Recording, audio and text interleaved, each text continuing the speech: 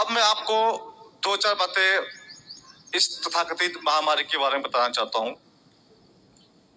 बहुत कुछ नहीं बोल पाऊंगा, लेकिन थोड़ा बोलूंगा, आप उसको अधिक समझ लीजिएगा। बात करते हैं मास्क की। ये कहते हैं जी मास्क पहनो, मास्क पहनो, मास्क पहनो। आप लोग इस बात को समझ लीजिए कि जो मास्क का जो छेद होता है, उस छेद की साइज होती है, उसको बोलते हैं पोर साइज। वो पोर साइज होती है 300 से लेकर 800 नैनोमीटर। बड़ी महत्वपूर्ण बात है, आप लोग सुनिएगा। 300 नैनोमीटर उसकी होती है जो दुनिया का सबसे बड़ा मास्क है, जो कि 450 रुपए में आता है, जिसे बेस्ट क्वालिटी कहते हैं, N95। बाकी जो बाजार में जो मास्क मिलते हैं वो 10 रुपए के, 20 रुपए के, उनकी साइज होती है 1000 नैनोमीटर, 1500 नैनोमीटर। और जो कोरोना वायरस है उसकी साइज है 100 नैनोमीटर। कोरोना वायरस की साइज है 100 नैनोमीटर और जो छेद की साइज है वो 300 से लेकर 1000, 1200, 1500 नैनोमीटर है। तो दुनिया की कोई ताकत, दुनिया का कोई भी मास्क, ये जो कहते हैं जी आपके मास्क पहनने से कोरोना कम हो जाएगा, कम हो ही नहीं सकता। ये आप लोगों को, हम लोगों को गुलामी की तरफ ले जाने का एक बहुत बड़ा षड्यंत्र है।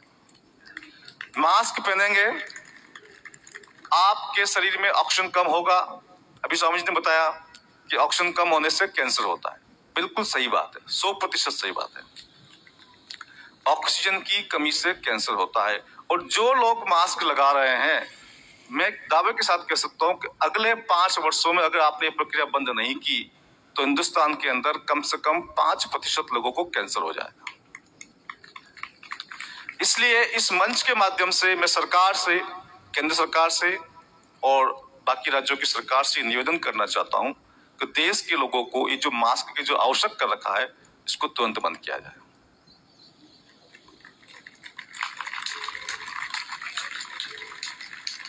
दूसरी बात, ये जो हम लगा रहे हैं सैनिटाइजर, कुछ लोग तो 5-5, 10-10 मिनट में लगाते हैं। कुछ लोग तो कहीं भी जाते हैं, बैठते हैं तो कुर्सी के ऊपर लगाते हैं। इसमें होता है अल्कोहल, जिसको हम कहते हैं आम भाषा में दारू। ये वो दारू है, ये अल्कोहल है। आप अपनी चमड़ी पे लगाएंगे तो आपका ये जो चमड़ी से अंदर जाने की क्षमता बहुत ज्यादा होती है इसकी, ये तुरंत ही आपके शरीर के अंदर जाएगा, तो आपकी इम्यूनिटी को कम करेगा। आपकी जो रोग प्रतिरोधक क्षमता है उसको ये कम करेगा। जितने फंगस हो रहे हैं, व्हाइट फंगस, ब्लैक फंगस जो भी हो रहे हैं, ये इसकी वजह से हो रहे हैं। इसलिए इसकी भी कोई आवश्यकता नहीं है, इसको भी हमें तुरंत बंद कर देना चाहिए। अब बात करते हैं वैक्सीन की। जो बीमारी एक सामान्य फ्लू है, सिंपल फ्लू है, इन लोगों ने राई का पहाड़ बना दिया है। एक सिंपल फ्लू है। एम्स के अंदर, भारत का सबसे बड़ा हॉस्पिटल एम्स, उसमें स्टडी हुई है, आयुर्वेद से 100% कोरोना पेशेंट ठीक हुए हैं।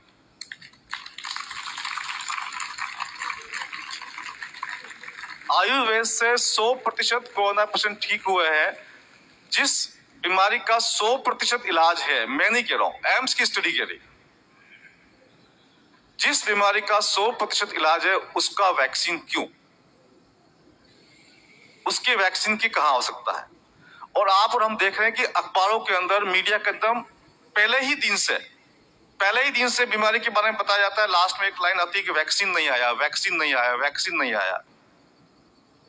ये वैक्सीन उद्योग दुनिया का सबसे बड़ा उद्योग है और करोड़ों, अरबों, खरबों रुपयों का इसमें व्यापार चलता है।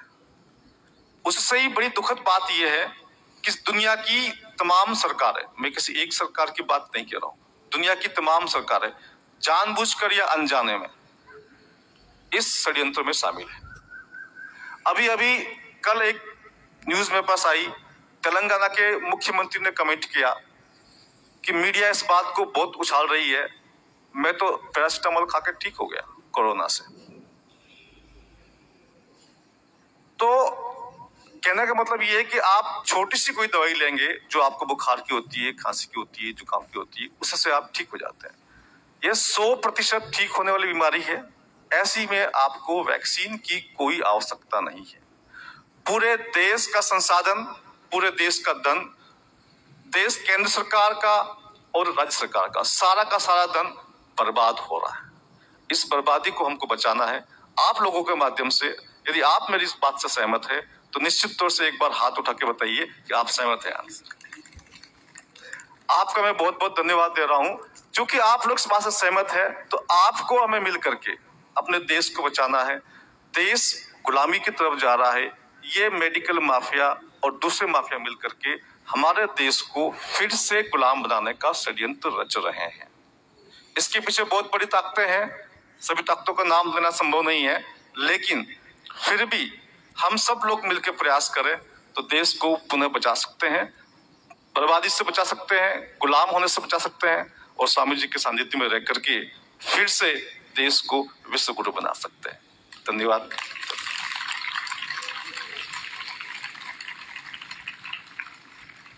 अब वैसे हमारे